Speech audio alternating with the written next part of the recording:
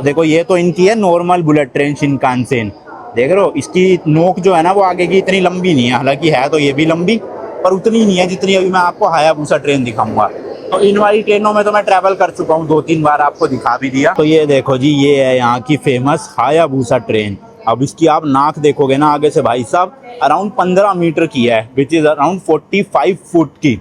भाई 45 फीट की जो है ये इसकी नोज है आगे खाली। भाई क्रेजी यार, मतलब ये सबसे लॉन्गेस्ट है किसी भी ट्रेन की यहाँ जापान में भाई लगती। लेकिन देखना क्या क्रेजी है भाई साहब, कैमरे में पता नहीं आपको समझ आ रहा है कि नहीं आ रहा, बट एक्चुअल में देखने पे पता चल रहा है भाई कितना लंबा इंजन है। देखो जहाँ वो खड़ी है ना लड़की, वहाँ पे गेट है समझ लो इसका, और वहाँ से लेके यहाँ तक भाई साहब कितनी लंबी नोज है। और आगे की तरफ देखो भाई इसके कितने ज़्यादा कीड़े और मच्छर मरे पड़े हैं। अब ऑब्वियसली भाई 320 किलोमीटर की स्पीड से चलेगी तो आप क्या ही एक्सपेक्ट कर सकते हो। और ये आगे का राउंड देखो भाई क्या मस्त है ना, डिज़ाइन अलग से कट सा दे रखा है। और यार ये इतनी लंबी नोज बनाने का रीज़न यही है कि जब ये टनल में घुसती है ना हाई स्पीड में, तो वो जो आवाज़ निकलती है जिसे टनल बूम कहते हैं वो कम से कम आए, इसलिए इसकी नोक को इतना तेज़ रखा गया है, मतलब ऐसे पैना सा रखा गया और लंबा सा। और दूसरा भाई एरोडायनेमिक्स भी देखा जाए तो एक तरह से इतनी तेज़ स्पीड अचीव करने के लिए नॉर्मल इंजन तो बनाएंगे नहीं है ना, इसी तरह के बनाएंगे। देखो जापानीज लोगों में भी बहुत क्रेज है भाई ट्रेनों का, खुद भी आके फोटो खिंचवा रहे हैं ट्रेन के आगे। और इसके आगे की भाई विंडशील्ड देखो कैसे स्लैंट सी है ना, इतनी लंबी सी, और वाइपर भी लगे होते हैं भाई ट्रेनों पे देखो, क्योंकि इतने कीड़े मकोड़े मरेंगे तो साफ भी करना पड़ेगा ना। और भाई सही में दिखने में एक नंबर की चीज़ है ये, मज़ा आ गया देख के, दिल खुश सा हो गया कि भाई साहब क्या ही चीज़ बना दी है। ऊपर से नाम भी हम सब इंडियंस का फेवरेट हायाबुसा, सबकी ड्रीम बाइक होती है स्पोर्ट्स में देखा जाए तो, और ये भी नाम हायाबुसा ही है भाई। अच्छा ये ट्रेन ना भाई 2011 में चालू हुई थी और उस टाइम पे इसकी टॉप स्पीड थी 300 किलोमीटर पर आवर की। सोचो आज से मतलब 14 साल हो गए भाई इनके पास इतनी तेज बुलेट ट्रेन है। और 2013 में इस ट्रेन को अपग्रेड किया गया, तब जाके इसकी स्पीड 320 किलोमीटर पर आवर की हुई है। हालांकि ये ट्रेन ना 400-450 किलोमीटर तक जा सकती है, बट अभी इसको ले जाया नहीं गया, 320 ही मैक्स है। और ये देखो भाई सफाई चल रही थी अभी, ट्रेन की सफाई कंप्लीट हो चुकी है और गेट खुल गए हैं कि आप लोग एंटर कर सकते हो।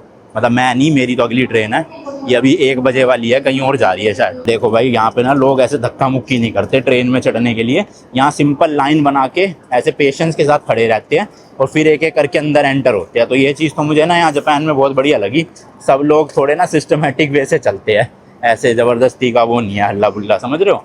अब जिसका जो सा डब्बा है वहीं से चढ़ेगा, जबकि ये पूरी ट्रेन अंदर से कनेक्टेड है, फिर भी भाई अपने वाले डब्बे से ही चढ़ते हैं लोग ज़्यादातर, और आराम से चढ़ते हैं। हालांकि ये ट्रेनें बहुत कम रुकती है, मतलब हार्डली 5 मिनट का स्टॉप होता होगा इनका कहीं पे मेजोरिटी जगह, लेकिन फिर भी लोग देखो जल्दबाजी नहीं कर रहे, आराम से चढ़ जाते हैं, कोई दिक्कत नहीं है। और इस तरह के ना ये खड़े होते हैं अटेंडेंट से हर जगह पे, तो ये बेसिकली सेफ्टी का ध्यान रखते हैं। और ये लाल झंडा हरा झंडा ऐसे दिखाते हैं, तब जो है वो ट्रेन चलती है आगे। तो अभी ये देखो हर डब्बे, लगभग 2-3 डब्बे के गैप में ये खड़े ही होते हैं, ये खड़े हैं देखो। तो बस होने भी वाला है भाई गेट बंद, लिटरली कितने 1-2 मिनट हुए होंगे अभी बोर्डिंग स्टार्ट करें, और बंद होके अभी ये 1 बजे निकल जाएगी। लो जी लो, आ गई है अपनी हायाबुसा भी, इसी में जाना है अपन को। सही टाइम पे आ गई, 1:05 पे आ गई करेक्ट। वही है सफाई सुफाई करेंगे तो 1:20 तक रेडी हो जाएगी। ये लो भाई, अनाउंसमेंट बड़ी होती है यार, मेरे को तो बोलने ही नहीं दे रही है देख। पर यार सही में सीरियसली मतलब दिखने में क्रेजी चीज़ है एकदम, देखना। ओए होए होए भाई, मज़े ही आ गए। कितनी स्लो आ रही है क्योंकि ये बिल्कुल आगे का डब्बा है ना, तो इसलिए स्लो। ए बस रुक गई, चलो जी इसी में बैठ के जाएंगे हम। क्या क्रेजी है भाई, क्या क्रेजी है यार, हो एक नंबर की ट्रेन है।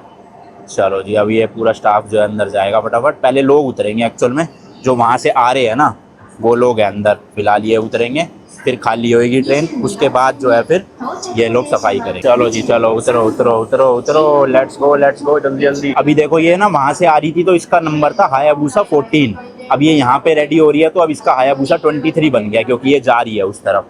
तो देख रहे हो इस तरह से डिस्प्ले लगी होती है, ये नंबर ही चेंज हो जाते हैं पूरे के पूरे। अच्छा इस ट्रेन को ना हायाबुसा E5 भी बोलते हैं, इसलिए इसका कोड देखो E523-3 है। एंड भाई मुझे तो सही में बिलीव नहीं हो रहा, मैं जापान की सबसे फास्टेस्ट बुलेट ट्रेन में बैठने वाला हूँ जिसकी स्पीड है 320 किलोमीटर पर आवर की भाई। बाकी यार ये ट्रेन ना जापान की तो फास्टेस्ट बुलेट ट्रेन है, बट वर्ल्ड की नहीं है, क्योंकि वर्ल्ड की जो फास्टेस्ट बुलेट ट्रेन है वो है चाइना की CR450, एंड वो भाई भाई नॉर्मली अपना रेगुलर डेज पे जाती है 400 किलोमीटर पर आवर की स्पीड में, और उस टेस्टिंग के दौरान गई थी 450 किलोमीटर पर आवर की स्पीड में। मतलब समझ रहे हो भाई साहब 450 किलोमीटर पर आवर कितना क्रेजी होता है। बट कोई नहीं भाई, चाइना जाके भी कभी वो ट्राई करेंगे। आज 320 किलोमीटर वाली देख लेते हैं वैसे पहले कैसी है ना। एंड इतना ही नहीं भाई, जापान अभी ना एक मैगलेव ट्रेन बना रहा है और उसकी टेस्टिंग भी हो चुकी है, और गैस करो भाई उसकी टॉप स्पीड कितनी जाएगी। 603 किलोमीटर पर आवर की स्पीड से वो ट्रेन चलती है, और ये स्पीड अचीव कर चुके हैं ऑलरेडी टेस्टिंग के दौरान। तो चलो रियल लाइफ में 600 पे ना भगाए, 500 550 पे तो भगाएंगे ना। बट वो बुलेट ट्रेन नहीं, वो मैगलेव ट्रेन है, अलग है वो, मैग्नेटिक कुछ। तो कभी मैं ट्राई करूंगा अगर चाइना वगैरह में, तो मैं ज़रूर बताऊंगा। जापान में अभी उस ट्रेन को आने में 4-5 साल लग जाएंगे शायद से, तो मे बी नेक्स्ट विजिट जब तक हो अपनी जापान में, तब तक मैगलेव ट्रेन चल चुकी हो, और भाई एक्सपीरियंस करने को मिलेगी 600 या 700 किलोमीटर की स्पीड में ट्रैवल करना कैसा फील होता है। प्लेन में तो हम करते ही इतनी स्पीड में ट्रैवल, बट जमीन पे मतलब ट्रैक्स पे कैसा मजा आएगा। एंड इंटरेस्टिंग फैक्ट भाई, जो कमर्शियल एरोप्लेन होते हैं ना, वो अराउंड 800 से 1100-1200 किलोमीटर पर आवर की स्पीड से उड़ते हैं।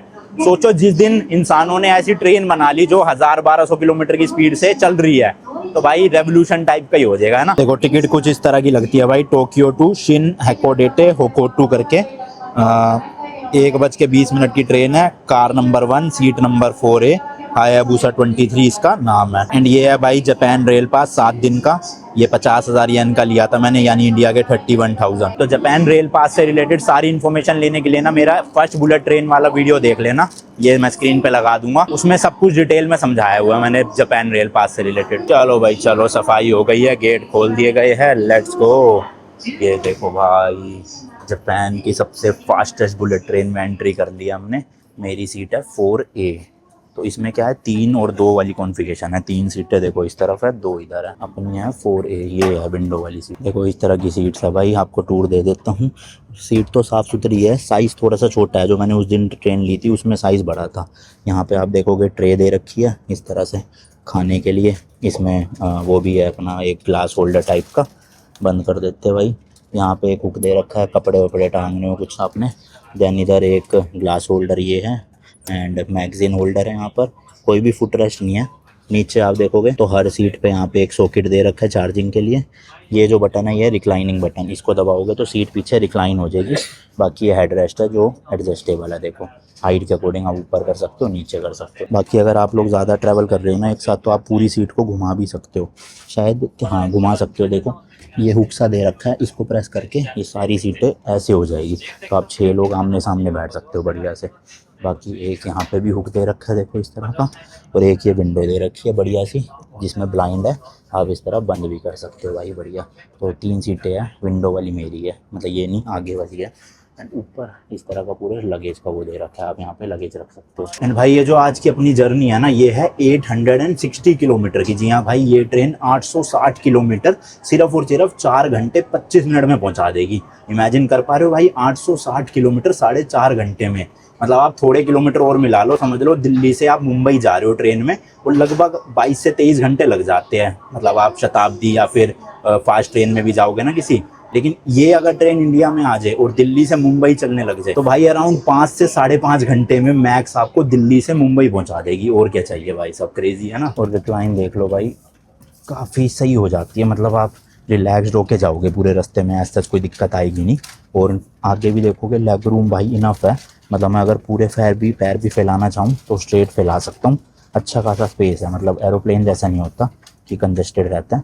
कोई यहाँ 7 फीट का भी बंदा है ना, उसके भी पैर मेरे ख्याल आराम से फैल जाएंगे, और काफ़ी लग्जूरियस वे में ट्रैवल कर सकते हैं आराम से, मज़ेदार। बाकी ये ट्रेन है ना भाई फुल्ली एयर कंडीशन होती है, इसलिए शीशा मतलब खिड़की नहीं खुलती, सिर्फ आप ब्लाइंड नीचे ऊपर कर सकते हो। मतलब ऑब्वियसली गर्मियों में एसी चलता है, जैसे अभी चल रहा है, ठंडी हो रखी है ट्रेन, और सर्दियों में चलता है यहाँ पे हीटर, तो गर्म हो जाती है उससे आराम से। लो भाई करेक्ट 1:20 पे ट्रेन चलती है, ना ही 1 सेकंड लेट ना ही 1 सेकंड जल्दी। जो ऐसी घड़ी में 1:20 हुए करेक्ट चलती भाई, सब देख रहे हो। और यार इन ट्रेनों में ना सीट बेल्ट ही नहीं होती। मतलब आप सोचो 320 की स्पीड से आप चल रहे हो ट्रेन में, और सीट बेल्ट ही नहीं है आपकी सीट में, तो ऑब्वियसली सेफ़ ट्रेन है काफ़ी। आज तक कोई भी मतलब एक्सीडेंट या कोई भी डेथ नहीं हुई है जब से ये ट्रेनें चल रही है शिनकानसेन। सोचो इतना बढ़िया ट्रैक रिकॉर्ड रहा है इन गाड़ियों का।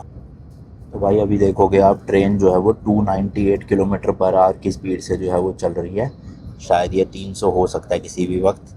देख रहे हो भाई साहब, 298 किलोमीटर पर आवर तो अचीव कर भी ली इसने। और भाई सही बताऊं ना, ट्रेन के अंदर तो पता ही नहीं चल रहा कि 298 किलोमीटर की स्पीड से चल रही है। अच्छा बाकी आपको मैं समझा देता हूँ कि ये ट्रेन ना पानी के अंदर से कैसे चलेगी, मतलब कौन सा रूट होने वाला है वो टनल वाला पार्ट, क्योंकि पूरा रास्ता जो है 850 किलोमीटर वो पानी के अंदर नहीं है भाई। सिर्फ और सिर्फ ये जो पार्ट है ना बीच में पानी वाला, इस पानी के अंदर जाने वाली है ये ट्रेन। तो देखो डिटेल में आपको समझाऊँ ना, ये पूरा भाई जापान है, जो मेनलैंड जापान कहते हैं जिसे, जैसे टोक्यो, ओसाका ये सब हो गया। बट इसी का एक आइलैंड है ये सपोरो आइलैंड, या होकाइडो वाला एरिया जिसे कहते हैं। तो यहाँ मेनलैंड जापान से वहाँ जाने के लिए बीच में ना समुद्र पड़ता है ये। तो इन्होंने क्या करा भाई, यहाँ कहीं से ना एक टनल स्टार्ट कर दी 53.8 किलोमीटर की, और वो टनल ऐसे पूरी होते हुए दूसरी तरफ जाती है। अब ये पूरी की पूरी टनल समुद्र के अंदर नहीं है, मतलब इस पानी के अंदर नहीं है, सिर्फ ये जो बीच का पार्ट है ना 23 किलोमीटर का, ये टनल पार्ट है पानी के अंदर, और बाकी 53 किलोमीटर कुछ इधर है कुछ उधर है। तो इस तरह से ये 23 किलोमीटर के लिए पानी के अंदर जाएगी। तो अभी तो हम भाई यहाँ कहीं पहुँचे हैं, हंची मंटाए करके। अभी तो काफ़ी देर का सफ़र है, मतलब इस एरिया में लगभग 1.5 घंटा और लगेगा पहुँचने में। तो तब आपको दिखाऊंगा कैसे समुद्र के अंदर जाएगी। समुद्र नहीं, मतलब ये सी है, उसके नीचे है, मैं बार बार समुद्र बोले जा रहा हूँ। और ये जो टनल है ना 53.8 किलोमीटर की, इसको बोलते हैं सीकन टनल। और ये सीकन टनल ना वर्ल्ड की सबसे लॉन्गेस्ट टनल है, जिसके अंदर 23 किलोमीटर का ऐसे अंडर वाटर पैच आता है पूरा का पूरा। अच्छा काफी लोग ये भी कहेंगे पानी के अंदर टनल कैसे बन सकती है, तो भाई देखो जहाँ भी पानी होता है ना उसका एक तल तो होता ही है, मतलब नीचे बेस पॉइंट होता है जहाँ पे सख्त मतलब कि हार्ड सरफेस होता है, जमीन कह सकते हो आप एक तरह से। तो ये टनल उस पार्ट के भी नीचे खोदी गई है, और फिर वहां से जो है वो ट्रैक्स डाले गए हैं, मतलब कि रेल की पटरियां डाली गई है, एंड उन रेल की पटरियों में ये ट्रेन चलती है। सोचो तो ये देखोगे ना भाई, इस तरह की टनल होती है। देखो अब ये ऊपर पानी हो गया, पानी के नीचे हार्ड सरफेस हो गया, हार्ड सरफेस के भी 100 मीटर नीचे इन्होंने टनल खोदी है पूरी की पूरी, और इसमें से ट्रेन निकलती है। सोचो तो देखो भाई यहाँ पहुंच चुके हैं हम वो ये मोरी करके। अब किसी भी वक्त ना हम टनल में घुस सकते हैं थोड़ी देर बाद ही, और वो टनल हमारे फिर नीचे सी के नीचे ले जाएगी। तो मेरे ख्याल ये लास्ट स्टेशन है शायद से, इसके बाद अब कोई स्टेशन आएगा नहीं। बट पता नहीं यार टनल में कुछ दिखेगा कि नहीं दिखेगा, मतलब वहाँ लाइट्स होंगी तो ही दिख पाएगा, वरना तो ये जो पूरा एरिया है अंधेरा अंधेरा होगा। पर ये देखेंगे नेटवर्क आएंगे कि नहीं आएंगे, ठीक है। क्योंकि जब मैं फ्रांस से यूके गया था ना, वहाँ पर भी काइंड ऑफ सेम टनल थी, और उस टनल के नीचे भी भाई नेटवर्क आ रहे थे, मतलब इंटरनेट चल रहा था। तो बड़ा क्रेजी सा हो गया था। चलो भाई अनाउंसमेंट हो गई है कि कभी भी हम उस टनल पे जो है वो एंटर कर सकते हैं। और यही है क्या ना, ये तो छोटी छोटी टनल्स आ रही है अभी मेरे ख्याल से। और यार इन टनल्स में भी लाइट वाइट तो है, बट बाहर का कुछ दिख नहीं रहा है। देखना दिख नहीं रहा ना बाहर का कुछ, मुझे लग रहा है उस टनल में भी नहीं दिखेगा। और ये टनल 1988 से चालू है, जहाँ तक मैंने सुना है, अभी उन्होंने अनाउंसमेंट करी ना। बहुत पुरानी टनल है देखा जाए तो। मेरे ख्याल से तो भाई कर चुके हैं हम टनल में एंटर। यही वाली टनल है जो अभी मैं दिखा रहा था आपको। तो ये देखो यहाँ से शुरू हो रही है कुछ, ये ईमा बेत्सू जगह है, इस एरिया से लेके अब यहाँ से जो है वो समुद्र वाला पार्ट आएगा, मतलब अब पानी के नीचे वाला। और देखो बाहर सिर्फ लाइटें जाती हुई दिख रही है और कुछ भी नहीं दिख रहा है भाई इसके अलावा। तो अब मैं क्या ही दिखाऊं बताओ, मेरी शक्ल ही देख सकते हो आप, ये देख लो, हेलो जी हेलो। एंड अभी भाई टनल में तो फुल सिग्नल आ रहे हैं, आप देख सकते हो। पानी के अंदर आएंगे कि नहीं वो देखना है ना। एंड टनल के अंदर जाते ही भाई स्पीड भी काफ़ी कम हो गई, 132 किलोमीटर पे चल रही है अपनी ट्रेन, और मैक्स स्पीड गई है 299, इससे ऊपर गई नहीं, पता नहीं। भाई आवाज़ें तो बड़ी खतरनाक सी आ रही है बाहर से, ऐसे वो सुनो देखो। हालांकि स्लो स्पीड में है हम तब भी, सोचो अगर यहाँ पे 300 की स्पीड से जाए तो भाई साहब कान फट जाएंगे। अच्छा यार इंटरनेट तो चल रहा है, मैंने यूट्यूब चला के देखा, बट मुझे लग रहा है जीपीएस सिग्नल चलेगा ये, क्योंकि देखो ये बढ़ नहीं रहा, अभी बढ़ा ना हल्का सा, पर ये कब से इसी एरिया में है, और मुझे लग रहा है हम इस एरिया के आसपास आ चुके हैं। तो यार पता नहीं, आइडिया लगेगा नहीं किस टाइम पे हम पानी के नीचे होंगे। होपफुली चल जाए जीपीएस तो सही रहेगा। तो देखो गूगल पे भी लिखा आ रहा है कि ये ट्रेन ना 57 मिनट्स लेती है इस पूरे 55 किलोमीटर की टनल को क्रॉस करने के लिए, क्योंकि इस टनल पे टॉप स्पीड है बस 160 किलोमीटर पर आवर की, इससे ऊपर जा ही नहीं सकती कोई भी ट्रेन, स्पीड लिमिट है यहाँ पर। यानी भाई ऑलमोस्ट 1 घंटा ये ट्रेन जो है ना इसी टनल में चलेगी, जिसमें से अराउंड 25-30 मिनट चलेगी पानी के अंदर वाली टनल में, और 25-30 मिनट नॉर्मल वाली में। तो अभी 25 मिनट तो हुए नहीं है नॉर्मल को, तो टाइम के अकॉर्डिंग अंदाज़ा लगा के आपको बताऊंगा कब हम समुद्र के अंदर है। भाई देखो यहाँ डिस्प्ले बोर्ड में भी सब इन्फॉर्मेशन आना बंद हो गया है, कुछ भी नहीं आ रहा भाई। वो ट्रेन भी ना आधे से ज़्यादा भाई खाली हो चुकी है पहले ही टनल के, मतलब सोच रहे हो इस बार बहुत कम लोग ट्रैवल कर रहे हैं, उनमें से मैं एक। एंड लेट्स गो भाई, अपनी ट्रेन जो है वो पानी के अंदर एंटर कर चुकी है। जी हाँ भाई ये देख सकते हो आप, इस वक्त हम इस वाले एरिया में है, पानी के अंदर टनल है, और टनल में जो है वो ट्रेन चल रही है। बाहर भाई खूब अंधेरा, सिर्फ कुछ कुछ वाइट लाइटें दिख रही होंगी आपको।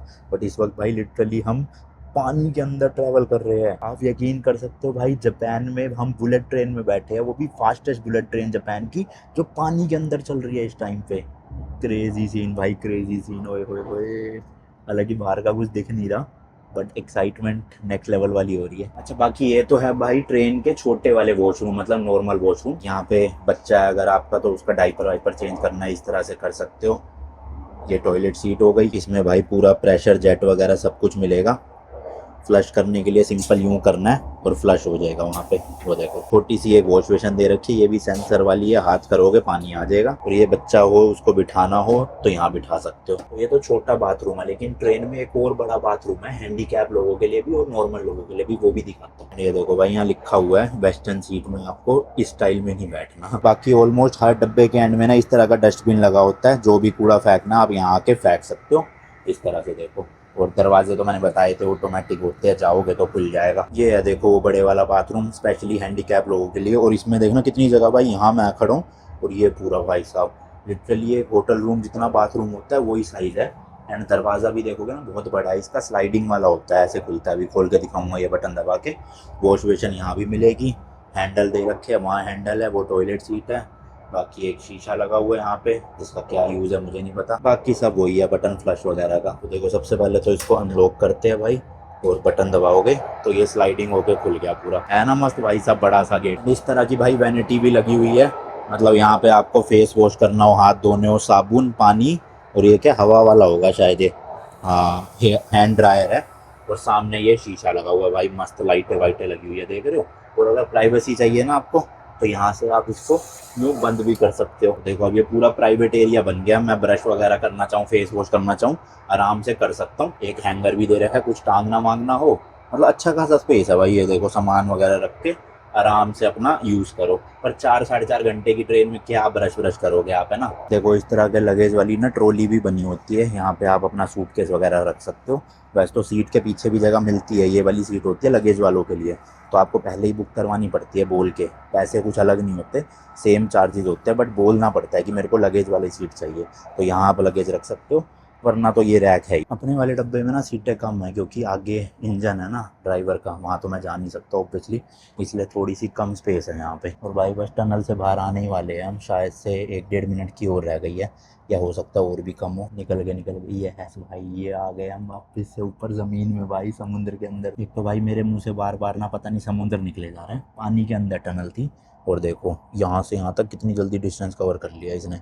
तो ये पूरा पार्ट कवर हो गया, यहाँ पहुँच गए। और 5:40 पे जो है वो अपने स्टेशन पहुँच जाएगी ट्रेन।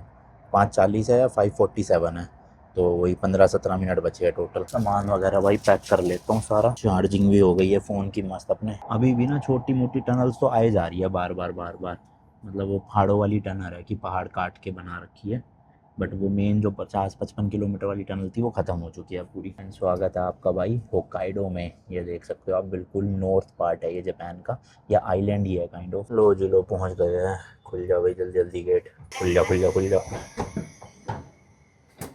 खुल गया, चलो। लो जी लो, पहुँच गए हैं हम फाइनली नॉर्थ की तरफ, बिल्कुल जापान के। और इस ट्रेन ने एग्जैक्ट लिया भाई 4 घंटे 30 मिनट, बिल्कुल ऑन टाइम चली, ऑन टाइम ड्रॉप किया यहाँ पर। अब आप सोच रहे होंगे अनमोल भाई, अगर 850 किलोमीटर का डिस्टेंस था और इस ट्रेन की टॉप स्पीड है 320 किलोमीटर की, तो इस ट्रेन ने 4.5 घंटे क्यों लिए? उस हिसाब से तो 3 घंटे से भी कम लगना चाहिए था। तो देखो यार, टॉप स्पीड ये अचीव कर सकती है 320 की, बट ऐसा नहीं है हर जगह ये 320 पे ही कांस्टेंट चल रही होगी। जैसे कि मैंने आपको दिखाया है, हमारी वाली जर्नी में सिर्फ 299 ही ये टॉप चली है, उससे ऊपर गई नहीं। और 299 भी ऐसा नहीं कि 4 के 4 घंटे लगातार चल रही थी। अब ऑब्वियसली भाई देखो, बीच में स्टेशन आते हैं इतने सारे, ठीक है, वहाँ पे रुकती है, 5-10 मिनट का ब्रेक होता है, फिर स्टेशन से पहले स्लो करनी पड़ती है, स्टेशन के बाद स्लो निकालनी पड़ती है। तो एवरेज टाइम 300 किलोमीटर का नहीं है, टॉप स्पीड 320 किलोमीटर की है। एवरेज तो भाई अब देख लो आप, उस हिसाब से 4.5 घंटे में 850 किलोमीटर का डिस्टेंस पूरा कर लिया।